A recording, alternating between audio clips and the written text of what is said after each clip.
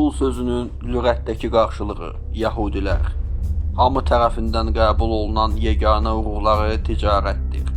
Dünyanın ən zəngin ailələri, inkişaf etmiş maliyyə sistemləri nə baş verirsə versin, bir şəkildə Yəhudilərlə əlaqələndirilir.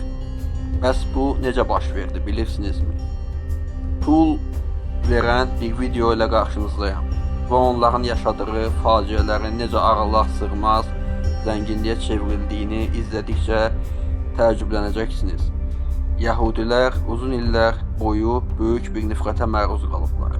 Sürgünlər, soyqırımlar, qırğınlar. Bəs buna səbəb nə idi? Qısqanclıq, dini fərqliliklər, yoxsa sadəcə çox ağıllı olmaları? Əvvəldən başlayaq. Yəhudilər qədimdən bəri ticarətlə məşğul olan bir toplumdur. Avropada və digər bölgələrdə əsasən pul, faiz və alver işləri ilə məşğul olurdular. Ancaq orta əsrlərdə xristiyan dünyasında faizlə pul vermək günah sayılırdı. Amma bu Yəhudilər üçün keçərli deyildi. Beləliklə onlar bankçılıq və maliyyə işlərində böyük üstünlük qazandılar. Əsrlər keçdikcə bu üstünlük gücə çevrildi.